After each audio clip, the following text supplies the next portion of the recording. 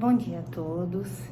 Hoje eu tô aqui para compartilhar com vocês sobre um assunto muito importante, né? Que nós consideramos muito importante dentro da medicina do sono, principalmente para as mulheres, não tanto para os homens. Para os homens também, mas é mais para as mulheres e para as crianças, né? Nós tivemos agora nesse mês de março, né? No mês de março, nós tivemos o Dia Mundial da Obesidade, que foi no dia 4 de março. E nós tivemos um artigo no mês de fevereiro, publicado por uma revista internacional muito importante, que é o JAMA, né, o American Journal, fazendo uma relação muito interessante para a gente do sono com a obesidade. Então, nós temos um artigo hoje científico, publicado numa grande revista internacional, confirmando tudo aquilo que nós, dentro da medicina do sono, sempre soubemos. Quem dorme bem, emagrece. Quem dorme mal, ganha peso. E aí, a questão do ganho de peso, nós sempre explicamos pela seguinte forma. Então, o que acontece? Primeiro, esse artigo é um artigo que saiu no JAMA em fevereiro, no mês de fevereiro. Eles separaram dois grupos de 80 pessoas, né, 80 adultos, que dormiam no máximo 6 horas e meia por noite. Esses indivíduos, todos estavam acima de peso, tá? Então, todos estavam acima do peso esperado. O que acontece? Eles dividiram esses em dois grupos. Num grupo, manteve-se os hábitos, então a pessoa continuou dormindo 6 horas e meia, continuou comendo o que queria, fazendo o que queria. No outro grupo, foram aplicadas as técnicas de medicina do sono. Então, quais são essas técnicas de medicina do sono, de higiene do sono? A higiene do sono, várias vezes eu já falei para vocês, seria a redução da luz do quarto antes de dormir, a redução de ruídos, a temperatura do quarto tem que estar mais baixa do que a temperatura externa. Você não deve comer, principalmente alimentos muito copiosos antes de dormir. Você deve alimentar o hábito de ir dormir no mesmo horário, essa é a mais difícil realmente, dormir todas as noites no mesmo horário e despertar no dia seguinte no mesmo horário. Não ir para a cama com ansiedade, por exemplo, de dormir. Então, assim, não, eu preciso dormir às 10 horas da noite. Às vezes, esse não é o teu horário. Às vezes, o teu horário de dormir é outro. Então, você fica na cama, você gera uma ansiedade, porque você não consegue dormir naquele horário. E o que você vai fazer? A primeira coisa, você vai pegar o celular. Você vai pegar uma luz e vai jogar no olho. Conclusão, você vai demorar mais tempo ainda para produzir melatonina. Provavelmente isso vai piorando, né? Então, essa ansiedade vai gerar mais cansaço ainda. Então, o que é interessante nesse artigo, que eu achei importante vir aqui falar para vocês, esse artigo mostra que nesse segundo grupo, onde se aplicou as normas de higiene do sono, e são várias as normas, eu só citei algumas, mas são várias as normas de higiene do sono. Nesse segundo grupo, onde só se aplicou as normas de higiene do sono, sem fazer nenhum tratamento específico do sono, houve uma redução da necessidade de ingesta diária de 270 quilocalorias de alimento. Então, o que isso significa pra gente? Aquilo que todos nós dentro da medicina do sono já sabemos há algum tempo. Então, o que acontece? Quando você não dorme adequadamente, você não produz um hormônio chamado leptina. A leptina, ela é responsável pela nossa sensação de saciedade. Então, assim, parei de comer, não consigo mais comer, não quero mais comer. Então, quem não dorme não produz leptina. E quem não dorme produz mais grelina. A grelina é responsável pela sensação de fome. Fora que nós temos, então, alguns outros hormônios, como o cortisol, por exemplo. Nós sabemos que tomar corticoide, por exemplo, engorda, certo? Mesma coisa.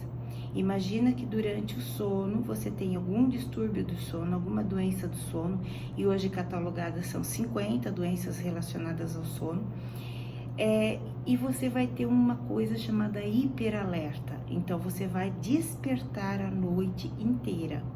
Esse despertar gera uma produção noturna de cortisol. Então você vai liberar cortisol a noite toda. Fora que nós temos também a questão da produção de outros hormônios, como por exemplo o hormônio do crescimento, que aumenta a massa muscular magra.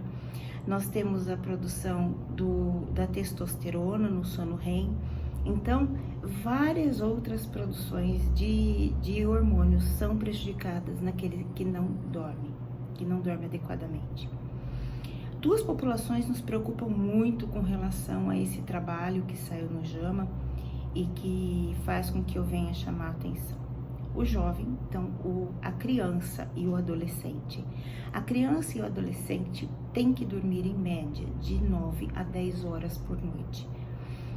Para quê? Para que ela produza tudo que ela precisa produzir de energia para o dia seguinte. O que está acontecendo? O que está acontecendo é que o nosso jovem, ele fica na frente de um computador, assistindo, sei lá o que, né? Dependendo do computador, tablet, uma tela, né? E comendo, né? Então eles ficam na frente de uma tela e comendo. Comendo o quê? Alimentos ricos em carboidratos. Então, essa necessidade dessas calorias estão sim relacionadas ao déficit crônico de sono.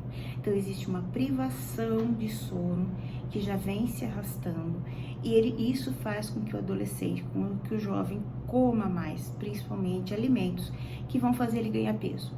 Ele ganhando peso, ele vai desenvolver o quê? A apneia do sono. Desenvolvendo a apneia do sono, que são as paradas respiratórias durante o sono, ele provavelmente vai despertar mais, ele não vai ter os dois soninhos mais importantes, que são o N3 e o REM, que são os soninhos mais profundos. Então, o N3, por exemplo, é o de produção de hormônio do crescimento, e o sono REM é o de produção de testosterona, tão importantes para a idade deles. E também que o sono N3 e o sono REM são responsáveis pela memória e a concentração. Então, nós temos duas coisas muito importantes que eles não podem deixar de ter esses dois soninhos. 1/3 da população americana já admitiu que dorme menos do que 6 horas e meia por noite. Então, nós não temos esses dados no Brasil, mas realmente, pelo que nós sabemos, no nosso dia a dia, nós temos certeza que esses níveis de sono realmente são muito baixos na nossa população. Também tem a outra população que nos preocupa com relação a esse trabalho, que é aquele paciente que já chega obeso, que já chega com a apneia do sono, ele já chega com algum distúrbio importante do sono. E depois que nós tratamos essa apneia do sono, ele passa a dormir e a perder peso. Então, é muito importante. Por quê? Porque ele passa a ter vontade de fazer um exercício no dia seguinte, a praticar um exercício físico no dia seguinte. E ele acaba, sim, perdendo peso, porque ele não vai ter essa necessidade do carboidrato, da energia do dia seguinte, né? E além de tudo, ele não vai precisar comer tanto para se saciar e ele vai ter mais vontade de fazer e praticar um exercício físico. Pelas projeções desse trabalho do JAMA, né, da equipe de Chicago, se você persistir em fazer a higiene do sono durante 3 anos, né, e adequadamente, sem contarmos a questão exercícios físicos, sem contarmos a questão de tratamento da doença específica do sono, que é aquilo que nós vemos na polissonografia, num exame mais específico. Só com as normas de higiene do sono.